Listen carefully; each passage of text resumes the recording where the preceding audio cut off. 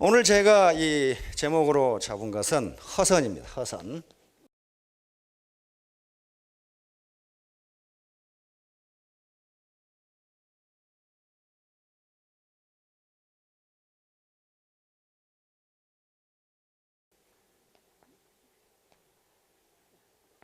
아무튼 빈배라는 얘기예요. 빈배. 우리말로 하면 빈배라는 얘기인데, 여기 장자에 나오는 얘기입니다. 춘추시대에 초나라의 의료라고 하는 사람이 있었어요. 의료. 그 양반이 노나라 군주를 만나게 됩니다. 노나라 임금이죠.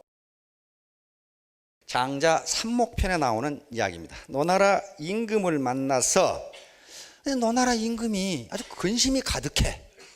아니, 임금님, 왜 그렇게 근심이 많으십니까? 그래서 노나라 임금 애공이라는 분인데요. 그 당시 노나라 임금이 애공이라는 분이었는데, 양반이 의료에게 이야기를 합니다. 글쎄, 나는 선왕들의 왕도도 배웠고 신도 존경하고 또 정치를 잘하기 위해서 무지무지 노력을 하고 이렇게 하는데 내가 뭐 욕심을 챙기는 것도 없고, 그런데 왜 내가 이렇게 항상 불안하고 초조한가? 그렇게 물었어요. 왜 내가 이렇게 항상 불안하고 초조한가? 그래서 의료라는 사람이 했던 얘기가 장자에 실려 있습니다. 무슨 얘기냐면은, 임금님, 지금 어떤 사나이가 배를 타고 강을 건너고 있습니다. 그런데 강을 건너는데 어떤 배가 와서 부딪혔습니다. 다른 배가 와서 부딪혔는데 그 배를 보니 빈 배였습니다. 그래서 배를 타고 강을 건너는 사람은 그 빈 배를 보고 화를 내지 않았습니다. 그러나 다음에 와서 어떤 놈이 부딪혔는데 거기에 한 사람이라도 타고 있으면, 우리 배를 부딪힌 놈 한 사람이라도 타고 있으면 빨리 배 못 빼냐고 고함을 지르다가 두 번에도 안 들으면 세 번째는 욕설을 퍼붓고 악담을 퍼붓습니다. 왜 그렇습니까? 앞에 배는 비어 있고 뒤에 배는 차 있기 때문입니다. 다시 말하면 임금님의 마음이 비어 있으면 누가 뭐라고 해도 화를 내지 않을 겁니다. 그 말이에요. 지금 당신이 뭔가 지금 욕심이 있기 때문에 당신 스스로 불안하고 그러는 겁니다. 그런 얘기가 거기 실려 있어요. 다시 말하면 지금 이제 이 네트워크 사업이라는 건요, 혼자 하는 사업이 아닙니다. 그런데 요 많은 사람들이 모두 자기 욕심으로 챙겨 있으면, 차 있으면은 결국 어떻게 된다는 거예요? 분쟁과 갈등이 일어날 수밖에 없다. 결국 악담이 오갈 수밖에 없다. 지금 그런 얘기예요, 지금. 그러면 어떻게 할 것이냐? 지금요, 여기 네트워크 사업을 하시는 분들의 각각 개별적인 인적 자원은요, 인적 자원의 퀄리티는 이런 대기업이라든가 기존의 탄탄한 중견기업의 인적 자원과 1대1로 대결해서는 결코 우월하다고 할 수 없습니다. 이길 수가 없어요. 연령도 그렇고 어떤 여러 가지 요소가 그렇습니다. 경력이나 경험 등등 1대1로 대결해서는 이길 수가 없어요. 항상 열려 있어요. 그러므로 이게 각자가 자기 욕심을 비우지 않으면, 비운다는 게 내가 손해본다 그런 개념이 결코 아니에요. 하나로 합해서 시너지 효과를 내지 못하면요, 결코 그들과 대결해서 이길 수 없습니다. 자, 그래서 이제 수는 많은데 별로 파워가 없는 거, 수가 많으면 이기는 거, 이것이 또 고전에 나와 있습니다. 먼저 오합지졸이라는 게, 요건요, 오합지졸이라는 말은 후한서에 나오는 얘기입니다. 후한서 경험열전에 나오는 얘기인데,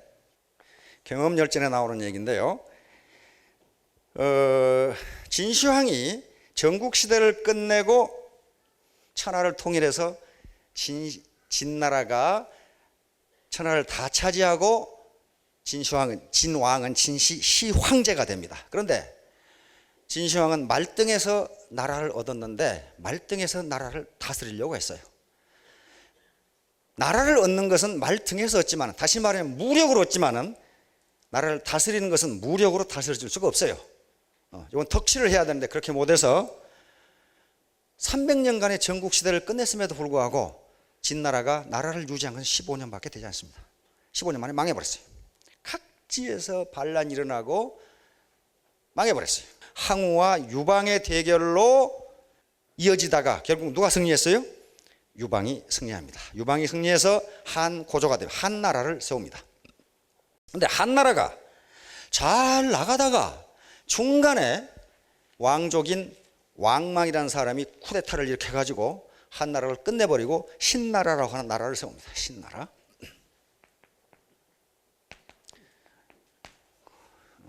뭐 신이 났는지 어쩐지 모르겠는데 하여간 신나라. 근데 이것도 왕망이라는 사람이 그렇게 덕이 있는 사람이 아니기 때문에 15년 만에 망해버려요. 이것도 망해버려요. 그리고 이제 다시 호족들이 일어나면서 옛날 유씨 가문의 황족들이 지방의 세력을 가지고 있으면서 나라를 서로 차지하려고 난리 법석을 친 거예요. 이제. 그런데 왕씨도 역시 또 나라를 차지하려고 그러는데 이때 경엄이라는 사람이야. 경엄. 빛날 경자입니다. 경엄이야. 덧풀엄자에서 경엄이라는 장수가 이제 왕랑이라고 하는 이제 왕씨 집안에서 그놈이 또 그놈은 점쟁이인데 점쟁이가 천하를 먹으려고 군대를 이끌고 이제 이 거병을 했습니다. 그래서 이 경엄이라는 사람이 왕망을 치고 유씨 집안 유수라고 하는 사람이 그 양반이 후한의 광무제가 됩니다. 그 양반을 도와서 한나라를 다시 재건하려고 할 때 이 경엄이라는 장수가 부하를 이끌고 왕망을 치러 가는데 그 부하 장수들 중에 유수보다는 왕망이 더 세다. 왕랑이 더 세다. 그리고 왕랑이 자기가 이 황제의 후손이라고 공갈을 쳤거든. 그러니까 거기 속아가지고 왕랑한테 가자. 이렇게 했을 때 경엄이라는 장수가 한 말이 나와 있어요. 저 왕랑의 군대는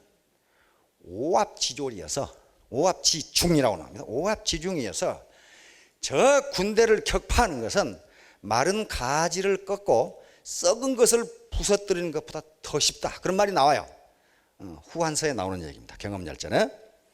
다시 말하면 오합지졸.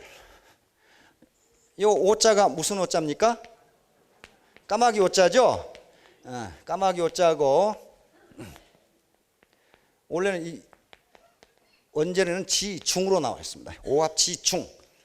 꼭 까마귀 떼를 모여놓은 것처럼 질서도 없고 훈련도 안 되고 어중이 떠중이가 모여있다. 그 말이에요. 오합지절. 이런 것은 마른 가지를 꺾고 썩은 것을 부서뜨리는 것처럼 더 힘이 없다. 사실 말하면 지리멸렬하다. 그런 말이에요. 지리멸렬하다. 자, 그런데 요 말은 다시 또 사기에 나옵니다. 사기 역생 육가열전에가 또 나오는데 여기서는 이제 바로 한고조 유방이 역생이라는 역이기 또는 역생이라고 하는 사람에게 천하를 얻을 수 있는 전략을 묻는 가운데 이 말이 나옵니다. 다시 말하면 역생이라는 전략가가 당신이 지금 진나라를 치겠다고 하는데 당신이 모아놓은 군대라는 게 여기는 규합지중이라고 나옵니다. 오합지졸 같은 놈들이어서 진나라를 친다는 것은 마치 호랑이 아가리 속으로 들어가는 거 똑같다. 치지 마라. 이렇게 나오는 거예요. 그러니까 아무리 이건 규합지중이라고 나왔는데 마찬가지 오합지졸과 똑같은 얘기입니다. 마찬가지로 애터미 사업을 하는 사람이 아무리 수가 많아도 질서가 없고 어중이 떠중이가 모여서 각계약진하게 되면은 수가 많아도 오합지졸이 된다. 그런 말이에요. 오합지졸이 된다. 왜? 힘이 합해지질 않으니까. 그러는 경우에는 지금 기존의 거대 기업이나 탄탄한 기업의 인적 자원과 겨뤄서 결코 비교 우위를 나타낼 수가 없어요. 비교 우위를 점할 수가 없습니다. 그건 솔직하게 인정을 해야 돼요. 다시 말하면 하나의 유기체, 하나의 유기체, 그걸 저는 초유기체라고 불렀죠. 초유기체. 초유기체, 슈퍼 오가니즘. 하나의 초유기체를 형성해서 여기서 초유기체를 형성해서 여기서 집단지성이 나오고 collective intelligence. 집단지성이 나오고 이 집단지성으로부터 시너지 효과가 나오지 않으면 시너지 효과, 시너지 이펙트. 시너지 효과가 나오지 않으면 우리는 결코 그런 기업과 경쟁에서 이길 수 없습니다. 이길 수 없어요. 자기 욕심만 챙겨가지고는 결코 이길 수 없다. 그건 분명합니다. 자, 그런데 우리가 이길 수 있는 말이 또 고전에 따라 나옵니다. 맹자에 나옵니다. 맹자 양양장구 상에 나오는 얘기인데요. 맹자가 제나라의 선왕을 만나서 이야기하는 내용 중 이게 나옵니다. 제나라 선왕이 전쟁으로 무력으로 이 전국시대입니다. 전국 칠웅이 있는 요 시기에 다른 나라를 무력으로 쳐서 자기가 패권을 장악하려고 하는, 다시 말하면 진시황과 똑같은 생각을 가지고 있었던 거예요. 진나라는 서쪽에서 이걸 쳐서 먹으려고 그러고 제나라는 동쪽, 지금 산동반도가 그 제나라니까 동쪽에서 쳐서 이걸 먹으려고 지금 그러는 거예요. 그런데 맹자가 그 선왕을 만나 가지고 하는 얘기 중에 중과부적이라는 말이 나옵니다. 여기에 우리가 지금 쓰는 말이 많이 나와요. 맹자가 한 말 중에 당신이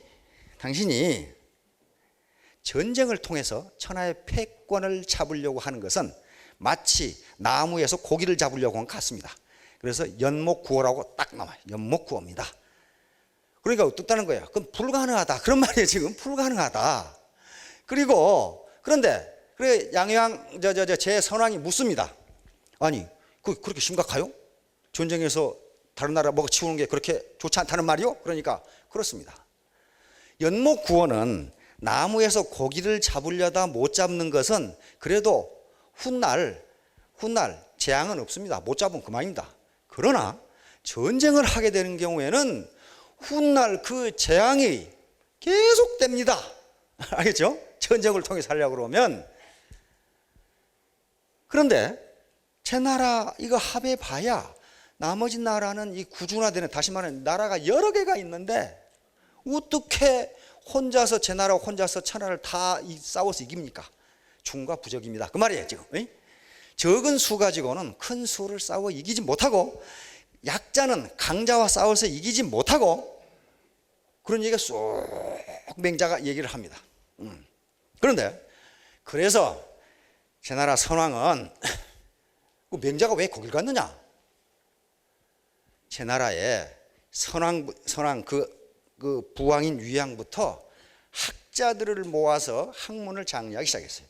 소위 직하학사 또는 직하학궁 또는 직하지학이라고 그러는데, 제 나라 도성의 수도에 남쪽 문을 직문이라고 하는 문이 있었는데 거기에 학궁을 짓고, 지금 같으면 대학을 짓고 천하의 인재들이, 천하의 학자들이 거기 모여서 학문을 자유롭게 논의하도록 한 겁니다. 그래서 그 학자들을, 대우를 상대부, 지금 우리 같으면 장관 대우를 해준 거예요. 거기에 좌장이 누구였냐면 순자입니다. 순자. 맹자 순자 아시죠? 순자예요, 순자. 그래서 맹자가 지금 거기 있었던 거예요. 그러니까 이 천하의 학자들이 모여서 학문을 논의하고 정치를 논의하고 민생을 논의하고 이렇게 됐으니 제 나라가 어떻게 되겠습니까? 가장 강성한 국가가 됩니다. 강성한 국가가 돼요. 그래서 전국시대 가장 늦게까지 살아남은 나라가 이 제 나라입니다. 제 나라. 자, 그렇듯이 우리도 여기에 각각은 그렇게 힘이 없는 것 같이 보이지만은 많은 수가 모여서 하나의 거대한 힘을 형성하면 누구도 우리를 당할 수 없는 중과부적의 상태가 된다. 그런 말이죠. 1대1로 하면은 저쪽 인적 자원하고 1대1로 겨루면 우리가 질 수도 있어요. 또 아마 10중 8구 칠 겁니다. 그러나 한 덩어리로 뭉치면은 결코 지지 않는다. 지지 않는다. 요게 네트워크 사업의 비법이 있다. 자, 요것은 자연 법칙입니다. 자연계에는, 자연 생태계에는 공생이라는 게 있습니다. 공생. 심바이오시스. 공생이라는 게 있습니다. 공생. 심바이오시스. 자, 공생은 자연 생태계에서 각각의 개체가 상호 영향력을 주고받는 것, 상호 인터랙션, 상호 영향력을 주고받는 것을 공생이라고 합니다. 공생. 그런데 지금까지 학자들은 이 진화론, 다윈의 진화론에 아주 물들어 가지고 적자생존이라든가 약육강식이라든가 이런 것만 생각했는데 공생이라는 개념을 잘 생각 안 했어요. 그런데 자연 생태계가 계속적으로 건전성을 유지하면서 지속성이 있는 걸 보니까 약육강식만 가지고 설명이 되질 않는 거예요. 그래서 연구를 해보니까 이 공생이라는 개념이 매우 중요하다는 걸 알게 됩니다. 그런데 이 공생은 크게 네 가지로 나눠집니다. 하나는 가장 중요한 게 맨 위에 있는 거예요. 뭐예요? 상리공생이에요. 상리공생, 뮤튜얼리즘. 상리공생, 뮤튜얼리즘. 다시 말하면 서로 이익을 주고받으면서 함께 사는 걸 상리공생이라고 그렇게 부릅니다. 뮤튜얼리즘, 상리공생. 가장 전형적인 게 뭡니까? 악어와 악어새. 악어 껍질에 뭐가 많아요? 기생충이 많아요. 기생충. 가려워 죽겠는데 악어가 손이 있습니까? 뭐가 있습니까? 이게 닿지를 않아. 근데 그걸 누가 잡아먹어요? 악어새가 잡아먹어요. 악어새가 잡아먹는데 악어새는 악어의 피부에 있는 기생충만 잡아먹는 것이 아니고 악어의 아가리 속에 들어있는 이빨 사이에 들어있는 기생충을 잡아먹어요. 그러면 악어는 어떻게 되죠? 가만히 보세요. 입을 이렇게 벌려줍니다. 근데 새가 그 안에 들어가서 기생충을 잡아먹는데 입만 닫으면 새 한 마리 먹죠. 근데 안 먹어요. 안 먹어요. 그놈을 먹으면 자기가 손해야. 그렇죠? 자기가 손해야. 그러면 악어새는 무슨 이익을 얻어요? 두 가지 이익을 얻습니다. 우선 기분 좋게 먹이를 자시고, 그렇죠? 먹이를 자시고, 그 다음에 악어 등에 올라타 있으면 다른 포식동물들이 접근을 안 해. 알겠어요? 악어에 접근해가지고 이익 볼 놈이 누가 있어 지금 거기서. 상호 이익을 주고받는 거예요. 그래서 상호 보호를 해줘요. 그런 관계가 생태계에 무지무지하게 많습니다. 나무를 허벌판에 나무 한 개 심는 것보다 여러 개 심어 놓으면 더 잘 살고 숲이 잘 돼요. 상호 영향력을 주고받으면서 시너지가 나오는 거예요. 저도 시골에 있을 때, 시골에서 군대 생활을 할 때 완두콩을 심어 봤거든요. 완두콩은 초여름에 가장 빨리 심어요. 구멍을 뚫고 완두콩 씨 하나 넣는 것보다 두 개, 세 개 넣으면 발화율이 훨씬 많습니다. 훨씬 높아요. 발화가 훨씬 잘 돼요. 그래서 물어봤어요. 왜 그렇게 돼? 그런데 농부들한테 물어보니까 그렇대. 서로 운달아서 그런데 영향력을 주고받으면서 서로 크는 거예요. 혼자 있으면 잘 될 것 같은데요. 같이 있으니까 더 발화가 잘 되고 열매가 더 잘 맺어요. 그런 거예요. 그게 공생이에요. 공생. 따라서 우리가 시너지 효과, 집단지성, 초유기체를 형성한다는 것은 누가 일방적으로 혜택을 보고 누가 일방적으로 피해를 보는 것이 아니라 공생한다는 겁니다. 공생, 같이 뮤튜얼리즘, 같이 살자. 그런데 자연계에는 상리공생만 있는 게 아니에요. 두 번째가 뭐예요? 편리공생. 편리공생은 어느 한쪽만 이익을 본다. 그런 말이에요. 어느 한쪽만. 그런데 자연계에서는 어느 한쪽만 이익을 봐도 다른 쪽에게 피해를 주지 않는 경우가 대부분이에요. 여러분 산에 가서 요 들에 돌아다니면 여기에 뭐 가시 많이 붙죠. 옷에가 뭐가 많이 붙죠. 그게 뭐예요? 이게? 도둑놈이라는 거 많이 붙죠. 그게 뭐예요? 그게 씨앗이에요. 씨앗. 그놈은 여기 붙어가지고 자기 종족을 번식시키는 거예요 지금. 이게 편리공생이에요. 그렇다고 해서 요것을 옮긴 놈한테 심각한 피해를 주는 건 아니에요. 그럼 사람에게만 그래야겠어요? 동물이 지나가면서 털에 묻어가지고 자기 종족 번식시키고, 그렇죠? 다음에는 편해공생. 편해공생은 자기는 이익을 보면서 남에게 피해를 주는 거예요. 이건. 남에게 피해를 주는 거. 이런 것은 자연계에서는 그렇게 많지 않다고 그럽니다. 많지 않음에도 있어요. 학자들이 많이 예로 드는 것이 푸른 곰팡입니다. 푸른 곰팡이에서 뭐가 나와요? 페니실린이 나와요. 페니실린은 옆에 있는 균들을 다 죽여버려요. 푸른 곰팡이. 그러놓고 자기 혼자 또 살아요. 그런데 그것이 다른 쪽에 피해를 주면서 자기는 아무것도 이익을 얻지 않는 것이 아니고 그 주변의 영양분을 지가 다 빨아먹어. 알겠죠? 다른 놈은 못 살게 하고 다 죽여. 이게 편의 공생입니다. 그리고 우리 주변에서 가장 많은 것이 뭐냐면 기생이에요. 기생. 누구에게 붙어가지고 계속 빨아먹는 게 그걸 그냥 계속 빨아먹어. 기생은 두 가지가 있습니다. 껍데기에 붙어 빨아먹는 놈. 그 뭐가 있어요? 벼룩이나 이. 그게 껍데기에 기생하는 기생체이고, 숙주의 안에 기생하는 것이 있어요. 우리 이제 안에 있는 기생충들. 그런데 이것은 숙주를 뜯어먹고 산다는 데는 포식자하고 비슷합니다. 포식자라는 게 뭡니까? 잡아먹는 거이다 말이에요. 잡아먹는 거. 포식하는 거다 똑같은데요. 잡아먹는 거하고 똑같은데, 요놈은, 기생하는 놈은 숙주를 금방 죽이지는 않아요. 뜯어먹을 때까지 뜯어먹다 이놈이 죽어 나중에. 그러다가 숙주가 죽으면 자기도 죽어버려요.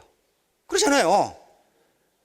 숙주가 죽었는데 앞에 내 뱃속에 기생충이 살아있겠어요 지금.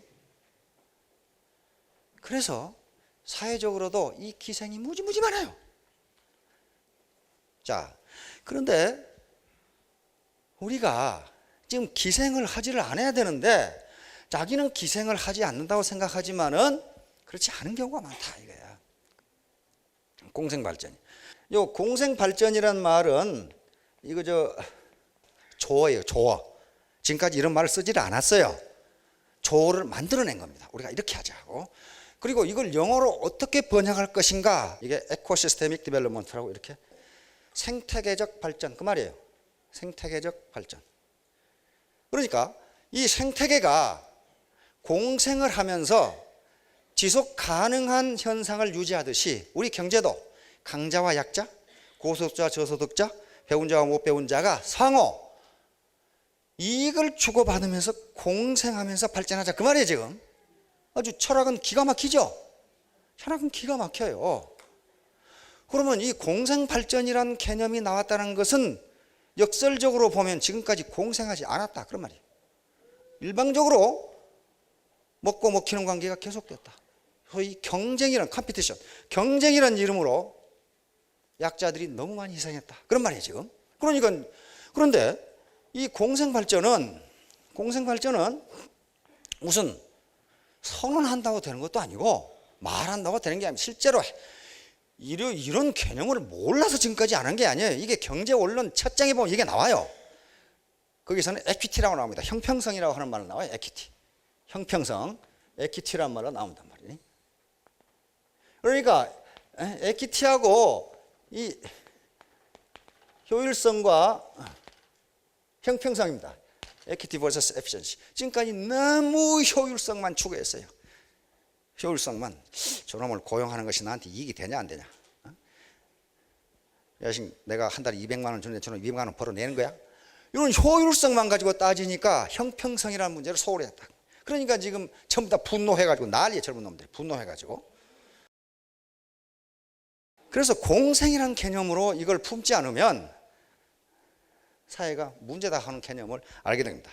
그런데 바로 이 공생의 개념을 가장 잘 실천할 수 있는 데가 이 네트워크 마케팅이라고 저는 믿고 있어요. 왜냐하면 여기는요 누가 고용하고 고용당하고 하는 개념이 아니에요. 하고 싶으면 하고 말고 싶으면 마는 거예요. 애터미만 지가 하고 싶으면 하고 말고 싶으면 마는 거예요.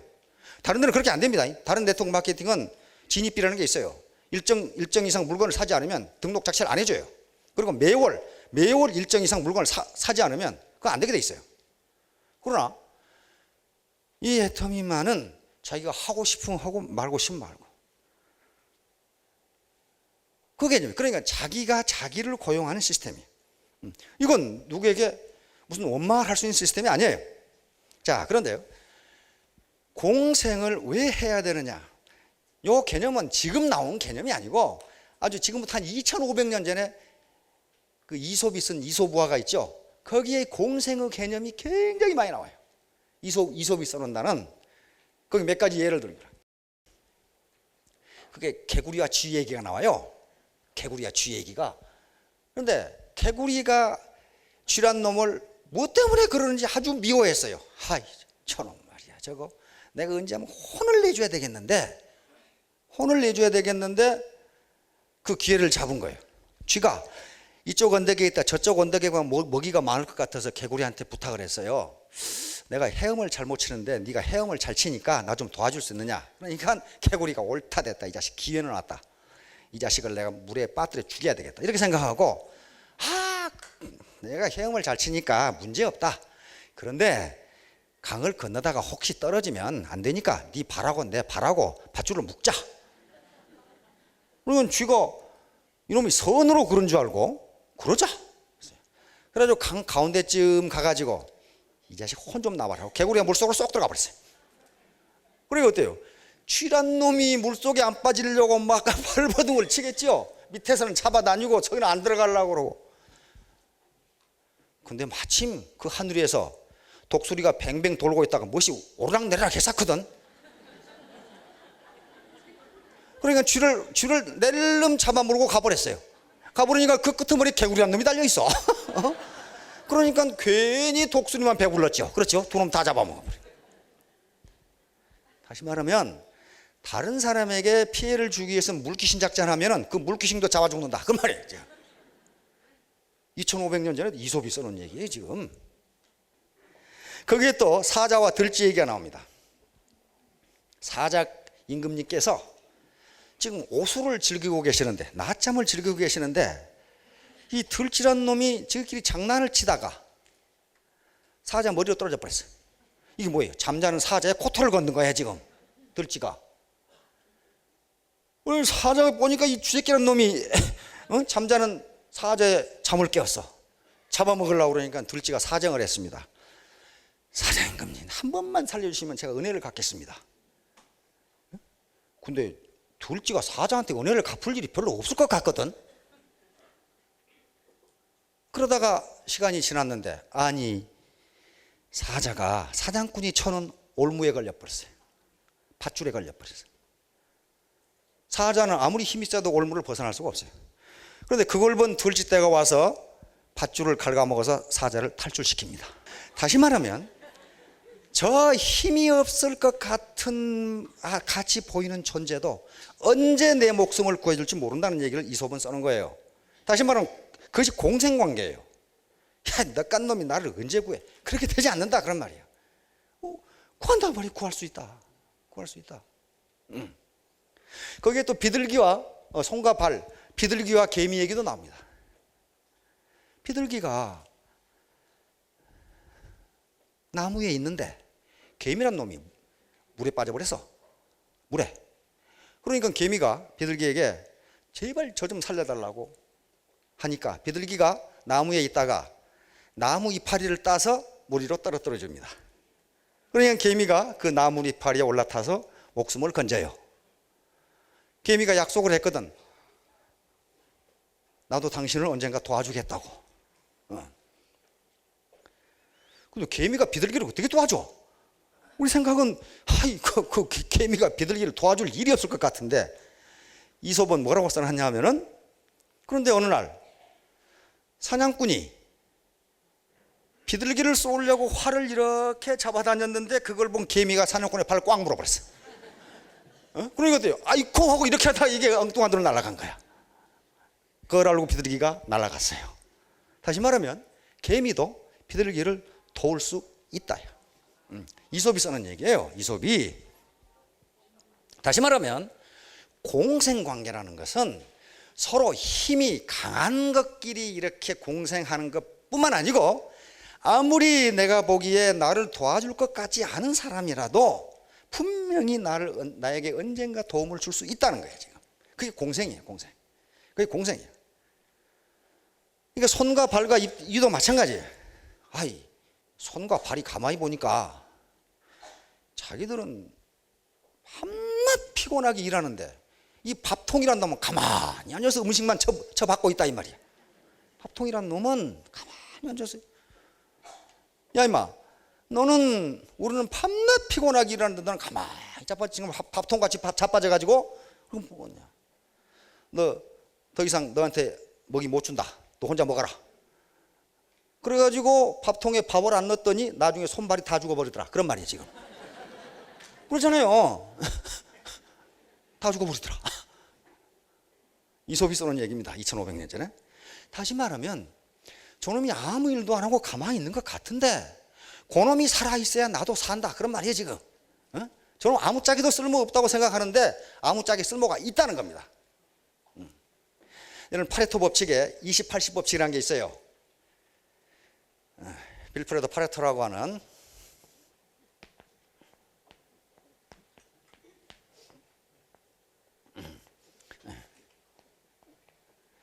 그러니까 조직의 80% 일을 20%가 한다 그런 말이에요.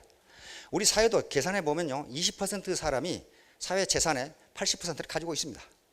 그러면 조직에서 20%의 사람들이 80%의 일을 하니까 나머지 80%는 필요 없느냐? 천만의 말씀이라는 거예요. 천만의 말씀. 저 80%의 사람들이 20%의 일을 안 해주면 나머지 20%가 80%의 일을 할 수가 없게 돼 있어요. 그렇죠? 네. 다시 말하면 아무리 비가 번쩍한 인물이 있어도 수백 명이 있어도 운전수가 없으면 못 옮긴다 그런 말이야. 네?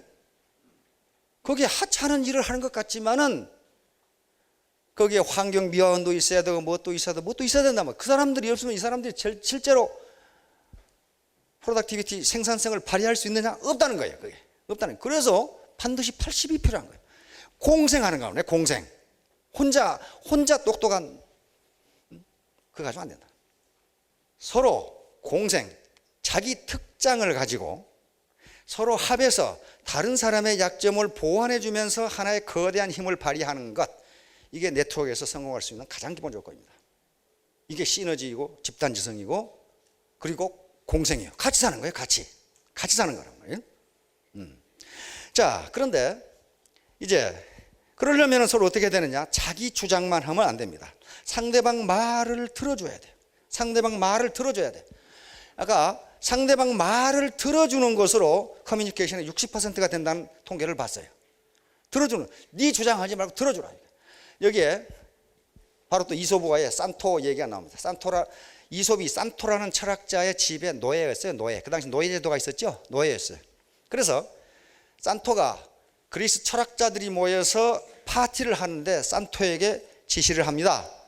세상에서 제일 중요한 것으로 가서 요리를 해라. 요리를 해서 이 철학자들을 먹이자. 그랬더니 이솝이 시장에 가서는 돼지 혀를 무지무지하게 사왔어요. 다른 거 하나도 안 사오고. 그러니까 야, 이 자식아, 세상에서 제일 귀하고 좋은 음식 재료를 사오라 했는데 왜 혀만 잔뜩 사왔냐 이게. 그러니까 이솝이 설명합니다. 혀처럼 귀중한 것은 없습니다. 혀는 사람과 사람의 대화를 하게 하고 국가를 다스리는 데도 혀가 필요하고 사람을 가르치는 데도 혀가 필요하고 혀가 없으면 세상 만사가 돌아가지를 않습니다. 그러니 혀만큼 중요한 게 세상에 없습니다. 그런데 다른 철학자들은 하루 종일 혀만 퍼먹고 있으니까 죽겠거든 이거. 그래서 불평을 하니까 요놈이 제일 중요한 걸 사오라 하니까 이따고 사왔구나.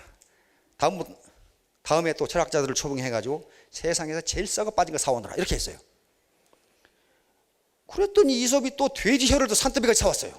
아, 이 자식아, 전에는 제일 귀한 걸 사오라 했는데 혀를 사오고 제일 나쁜 걸 사오라는데 혀를 사왔는 것이니 혀처럼 형편없는 것이 없습니다. 이놈의 혀 때문에 온갖 불평과 갈등, 싸움이 일어나고 이렇게 지저분하고 나쁜 것이 없습니다. 여기란 거예요. 얘기를 이솝과에 나오는 얘기입니다. 그러니까 혀를 잘 사용하면 세상에서 가장 귀한 것이 되지만은 요거 잘못 사용하면 온갖 갈등과 불평, 쌈박질이 벌어진다. 그런 말이에요 지금. 쌈박질이 벌어진다. 그래서 요 혀를 잘 사용하는데 어떤 시골 정신과 의사가 있었습니다. 정신과 의사가 있는데 아니 다른 병원보다도 훨씬 많은 환자가 오고 그 병원을 갔다 온 사람은 다 기분이 좋아가지고 다 나서.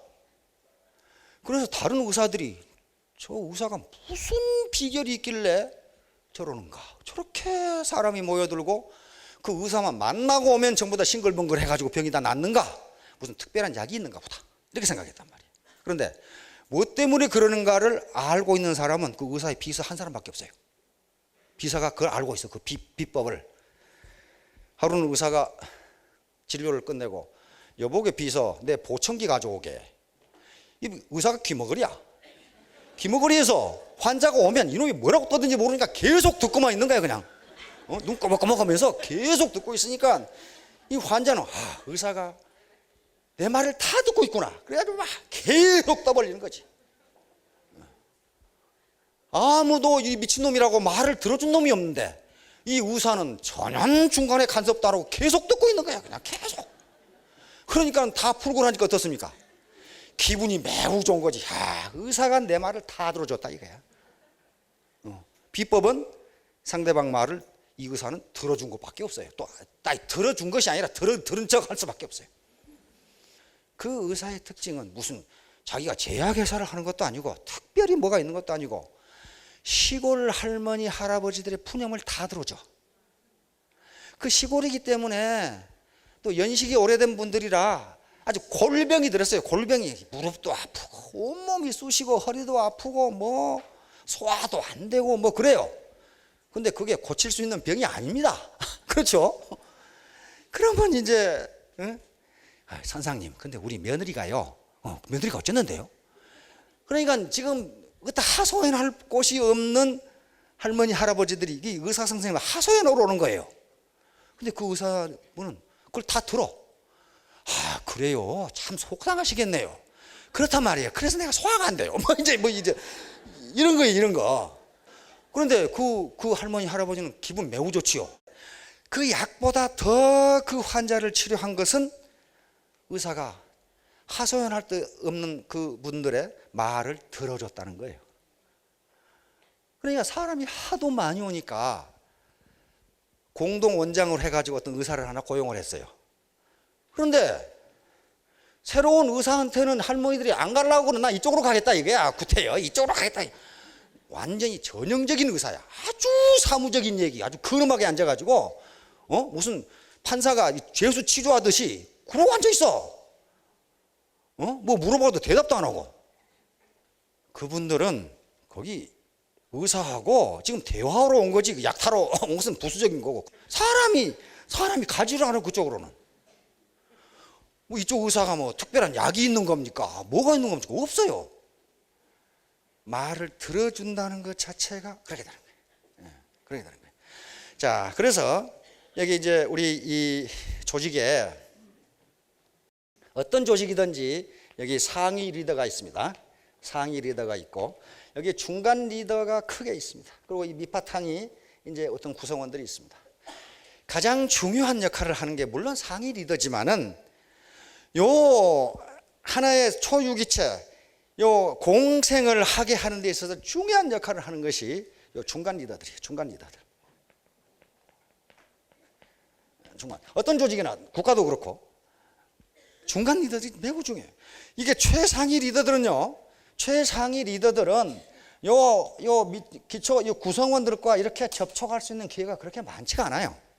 많지가 않은데 이 중간 리더들이 밑에 접촉하는 기회가 많습니다. 일반적으로 국가나 사회도 누가 제일 뜯어먹느냐 하면은 요놈들이 제일 뜯어먹어요. 아주 그냥 빈대처럼 뜯어먹어 이놈들이. 이 사람들이 잘해야 돼. 애터미 조직도 그러리라고 봅니다. 요 사람들이 요 중간 리더들이 요 상위 리더와 하위 리더를 연결해주는 연결자 역할을 하지 못하면요 이건 오합지졸이 돼요. 오합지졸. 전부 다 자기 이익만 챙기기 위해서 여기 맨 처음에 신참으로 들어오는 사람들은 모두 어떤 사람들이냐면 상대적 약자들입니다.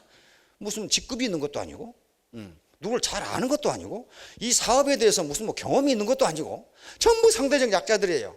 예를 들면 연령적으로 노년층이라든가 또는 전업주부라든가 또는 이 대기업에 응시했다가 떨어진 젊은이들이라든가 상대적 약자들이에요. 무슨 경험이 있겠어요. 그러면 요 중간 리더들이 여기에 인포메이션을 줘야 되고 정보, 인포메이션.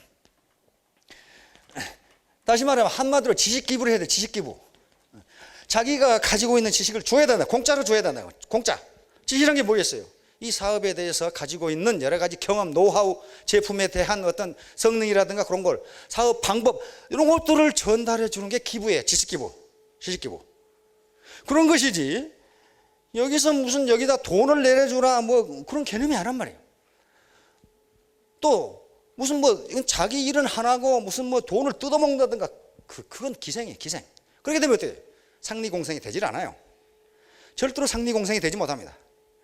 그래서 이쪽 상위 리더라든가 또는 중간 리더들은 많은 인포메이션을 가지고 있습니다. 노하우를 가지고 있어요. 경험이 많고 그동안 사업을 해봤잖아요. 그런데 이 경험을 자기만 꼭 가지고 있으면 돈을 벌 것 같은데, 성공할 것 같은데 그렇지가 않아요.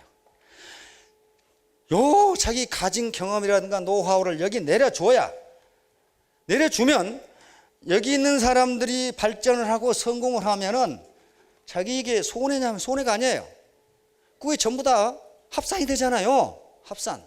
그런데 저는 자기가 가지고 있는 지식 기부를 하지 않고 그런다면은 그건 편리공생이 되네. 편의공생이 되네. 편리공생. 나만 이익을 보고. 왜? 이 사람들이 지극끼리 알아서 매출을 치면은 자기도 이익이 되니까 자기는 이익 보잖아요. 그런데 밑에 신입자들은 전혀 정보를 받지 못하고 자기 혼자 쭈글뚱살뚱하고 있으면 그게 뭐야 말이야. 그건 편리공생이 돼. 자기만 이익을 보고 나는 안 주겠다. 그렇게 해가지고는 시너지 효과를 낼 수가 없습니다. 따라서 앞에서 허선이라고 하는 주제로 했는데요. 자기 욕심을 채우려고 욕심으로 가득 차면은 그것이 자기 욕심이 달성되면 그래도 좋아요. 달성이 안 된다 그 말이에요. 특히 이 사업은 네트워크 사업입니다. 네트워크, 인적 네트워크로 그물망이죠. 그물망처럼 연결되어 있기 때문에 그물망으로 고기를 잡으려고 그러면 내가 이루고 있는 그물망 코만 튼튼하면 되는 게 아니고 이렇게 그물망이 이렇게 있으면은 여기만 튼튼하면 고기가 잡히는 것이 아니고 나는 튼튼한데 여기서 찢어졌다. 그럼 고기 안 잡히는 거예요. 안 잡히는 거예요. 그러니까 바로 네트워크 사업 자체가 공생입니다. 공생, 상리공생. 상호 이익을 주고 이익을 받는 관계이기 때문에 허선처럼 욕심을 채우지 않고 욕심을 버리는 것이 우리가 성공하는 길입니다. 자, 모두 크게 성공하시기 바라겠습니다. 감사합니다.